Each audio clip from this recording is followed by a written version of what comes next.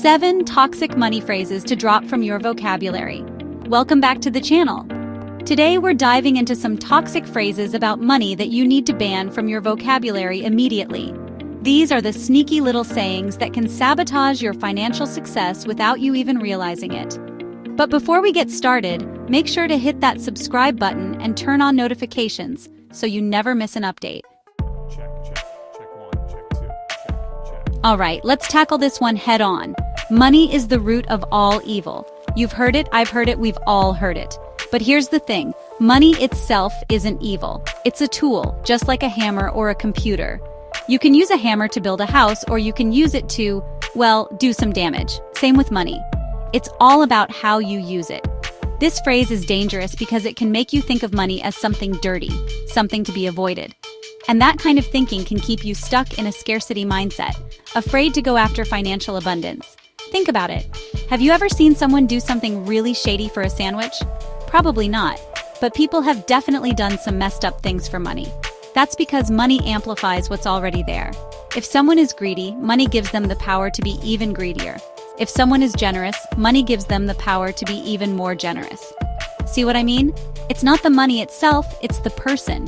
So challenge the thought. Is money really evil, or is it just a tool that can be used for good or bad? Remember, you have the power to decide how money shows up in your life. Okay, this one really gets under my skin. I'm just not good with money. Sound familiar? This phrase is like a self-inflicted curse. When you say it, you're basically giving yourself permission to fail financially. You're saying, it's not my fault, I'm just not wired that way. But here's the truth. Managing money isn't some magical ability that you're born with. It's a skill, and like any skill, you can learn it. Think about it. You weren't born knowing how to ride a bike, were you? You probably fell a few times, scraped your knees, but you kept practicing until you got it. Money management is the same way. It takes time, effort, and yes, maybe a few financial scrapes along the way. Instead of saying, I'm not good with money, try saying, I'm learning to manage my money effectively.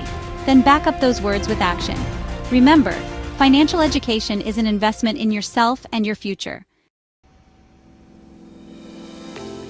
All right, let's talk about dreams. That dream car, that dream house, that dream vacation. Have you ever caught yourself saying, I'll never be able to afford that? It's easy to fall into the trap of thinking that certain things are out of reach, especially when it comes to finances. But here's the thing, that phrase is a dream killer. It shuts down possibility before it even has a chance to blossom. Instead of saying, I'll never be able to afford that, ask yourself, what would it take for me to afford that? When you start thinking in terms of how, you open yourself up to creative solutions and possibilities that you might not have considered before. Maybe it means setting a specific financial goal, creating a detailed savings plan, or exploring different income streams. Don't let limiting beliefs hold you back from pursuing your dreams. Okay, let's address the elephant in the room. Rich people are greedy. This is a stereotype that's been around forever, and it's simply not true. It's easy to paint an entire group of people with a broad brush, but the reality is that wealth is complex. There are generous wealthy people and there are greedy wealthy people, just like there are generous and greedy people at every income level. Wealth is often the result of hard work, innovation, and yes, sometimes a little bit of luck. Many wealthy individuals are incredibly generous with their time and resources, supporting charitable causes, funding scholarships, and giving back to their communities. Instead of making assumptions about an entire group of people, let's focus on our own relationship with money. Now, I'm all for self-care and enjoying the fruits of your labor. But here's the thing, I deserve to treat myself can quickly turn into a dangerous justification for overspending. It's easy to get caught up in the moment and convince ourselves that we deserve that expensive dinner, that new gadget, or that spontaneous weekend getaway. But before you know it, those little treats can add up to a mountain of debt. The key is to be mindful of your spending habits and make sure you're not using this phrase as an excuse to sabotage your financial goals. Treating yourself is fine, but it shouldn't come at the expense of your financial well-being. Remember, true self-care is about taking care of your overall well-being, including your financial health. I'll start saving when I make more money. This is the king of all financial procrastination excuses. Here's the thing, there will always be a reason to put off saving. The truth is, there will never be a perfect time to start saving. Life will always throw curveballs your way. The best time to start saving is always now, no matter how much you're making. Remember, it's not about the amount, it's about the consistency. All right, let's talk about investing. Have you ever thought it's too late for me to invest? Maybe you think you're too old, or you don't have enough money, or you just don't understand how it all works. But here's the thing, it's never too late to start investing in your future. Time is your greatest asset when it comes to investing, thanks to the power of compound interest. Compound interest is like magic.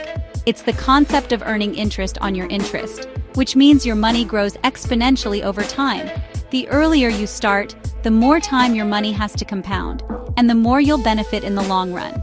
So, how do you get started? First, do your research. There are tons of resources available to help you learn about different investment options. The most important thing is to start somewhere, even if it's with a small amount of money. Thanks for watching. If you found this video helpful, give it a thumbs up and share it with your friends. Let's work together to create a more positive and empowering conversation around money. Don't forget to subscribe and hit the notification bell for more tips on managing your money and building a brighter financial future. See you in the next video.